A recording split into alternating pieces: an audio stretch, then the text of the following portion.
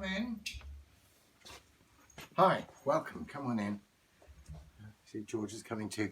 I thought perhaps today, since I mentioned a little bit about the arrangement last time, we might look at the shelf here of slender volumes of modern poetry.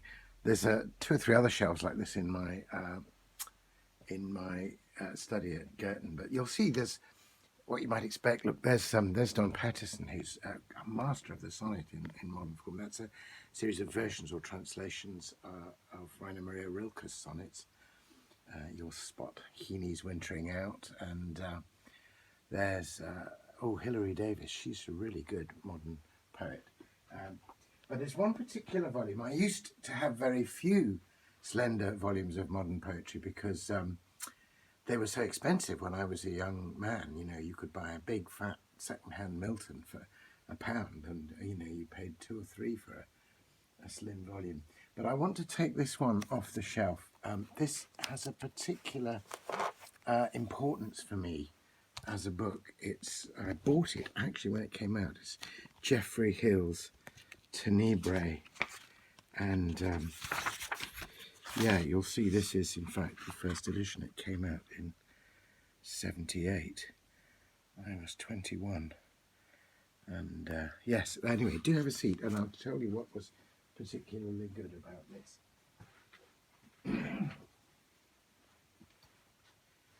So I think I'd first discovered Geoffrey Hill maybe in the last year of the sixth form. He still felt like quite a new poet then, and I'd begun to realise that he was a master craftsman, which is quite unusual among modern poets. And then this book came out, which I regard as one of the very best books of poetry published in the 20th century. And by that time, I was really onto Hill, and so I used to tell what I used to do. In those days, there was serious competition between books and beer. Those are the two most expensive things you bought, so food coming a distant third. And I liked to get second-hand books, but of course, if you wanted new poetry, you had to buy it new. But I used to go into Heffer's bookshop where there was a section of all these slender volumes of modern verse.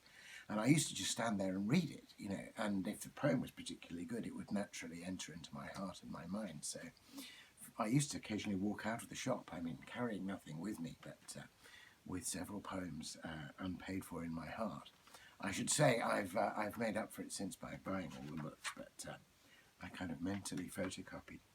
But occasionally there was a book that was so good that I simply had to have it.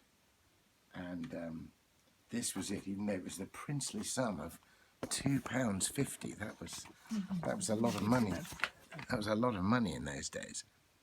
And anyway, why was it so attractive?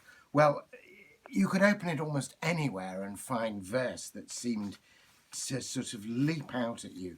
This is from an opening sequence. Just feel the meter and the sound and the kind of evocation of this.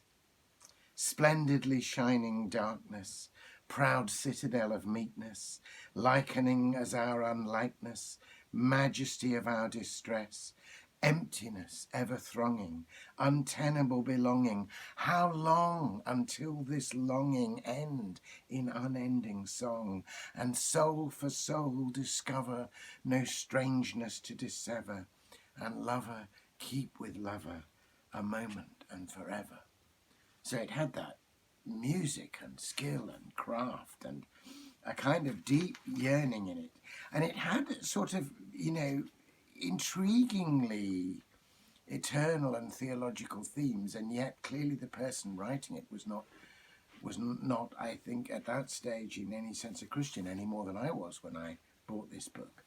But I was deeply drawn to the Christian story and to certain resonant Christian literature and poetry, which I felt I had to pretend was true for long enough to enjoy the poem or make psychologically true, but I couldn't finally accept. And to my astonishment, I found in this book,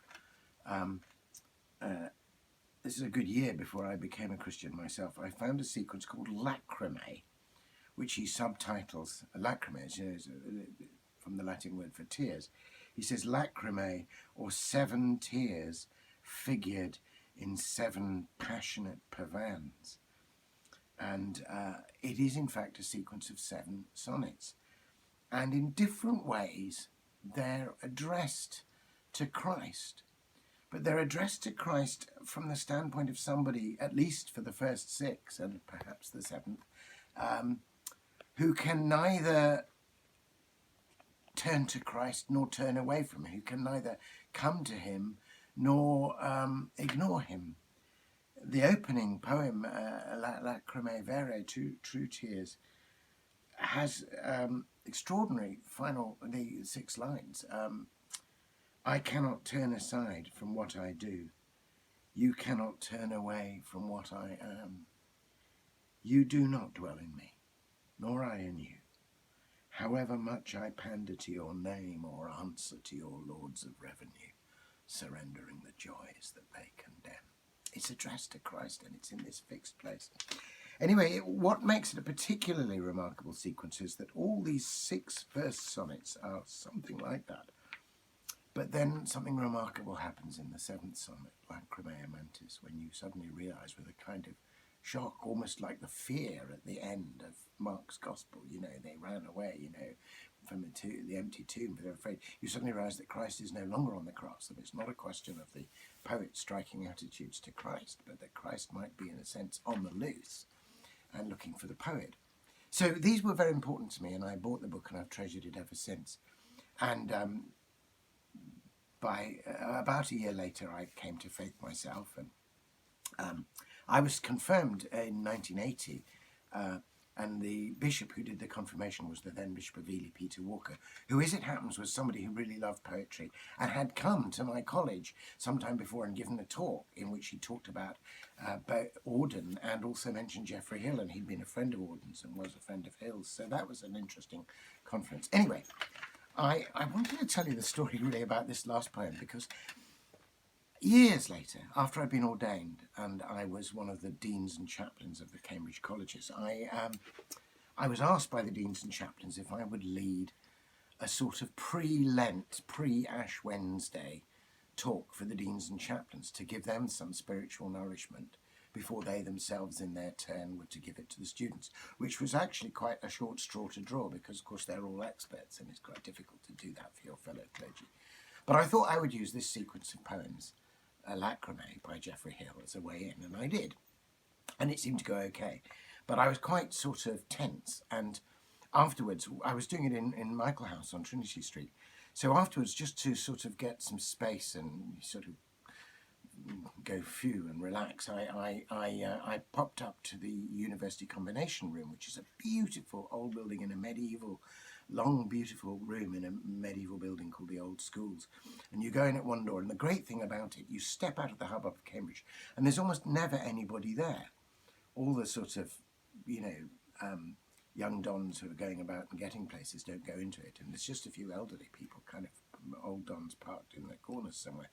And I went up into this lovely long room, and it was completely quiet. There's just one figure at the very end, and I walked slowly right through the whole thing. I thought I must go and greet this person across this lovely William Morris carpet they've got there. And who should be there in this far corner, very elderly by then, in a wheelchair, but Bishop Peter Walker, the retired Bishop of Ely, who'd confirmed me all those years ago.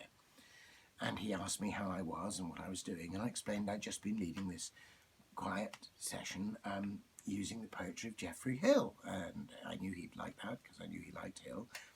So he asked me all about it and what I'd done, and I said, well, I finished the thing with, I think, the finest poem in the book, that lovely sonnet, Lachrymae Amantis, which came to mean so much to me in my own transition and when I was on the edges of faith. And he said, yes.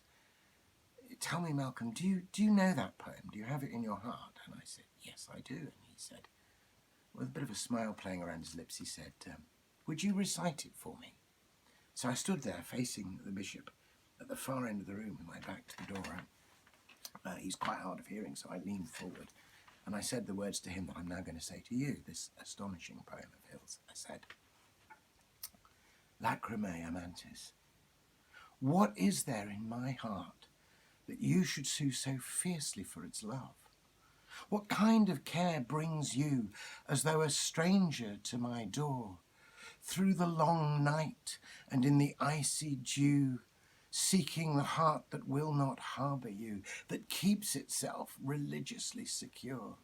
At this dark solstice, filled with frost and fire, your passion's ancient wounds must bleed anew. So many nights, the angel of my house has fed such urgent comfort through a dream whispered, your Lord is coming, he is close, that I have drowsed, half faithful for a time, bathed in pure tones of promise and remorse. Tomorrow I shall wake to welcome him. So, as I was saying those rich and wonderfully ambiguous final words, will it be tomorrow, or will I stay on this brink forever? But there's Christ coming to find me. I finished this, and I had that that strange feeling you something get when you suddenly realise you just have a feeling there's somebody behind you, or you're not alone. So I just had that feeling, and old Bishop Peter was grinning away. So I kind of looked behind me, and I turned around, and there was Geoffrey Hill himself, as large as life and twice as natural, the great poet, the great man. Suddenly I was as though I'd summoned him, and I looked at him, and I realised, of course, 'cause it's such a long room and such a thick, quiet carpet, that Bishop Peter must have seen. He'd obviously, in fact, I discovered he had arranged that morning just to have lunch with Geoffrey Hill in that very place. So he knew he was coming. And he must have perhaps just seen the door open when I was standing there saying, and he was teasing me, he said, can you recite it? So the whole time I'd been reciting that sonnet, Geoffrey Hill himself had been walking across the carpet, and there he was. And they kindly invited me to lunch with them, and it was my first opportunity. I'd once seen him in a lecture, but I'd never, actually sat with the great man.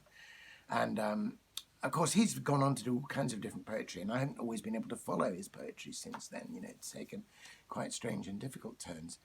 But it was kind of coming back to me. So it was just amazing. And that poem remains for me a really important poem. And I wrote about this poetry sequence in my book, Faith, Hope and Poetry. And later, after this story I'm talking about, much later, Hill himself became, I think, clearer and more explicit about his own return to faith, and eventually agreed to come and preach the university sermon. And I got to sit with him then as well, and at the lunch afterwards, and we talked about Charles Williams, interestingly. So I was in such a wonderful state after this that after this lunch I went down to the Pickerel on Magdalen Street, which is the pub that Lewis used to drink in, and I was sitting in the snuggle by myself with a pint of Old Peculiar, and I thought, maybe I'm in luck. Maybe I could try another sonnet and see if I get its author to come. And I tried Shall I Compare Thee to a Summer's Day, but sadly there was no Shakespeare behind me, or at least not visibly.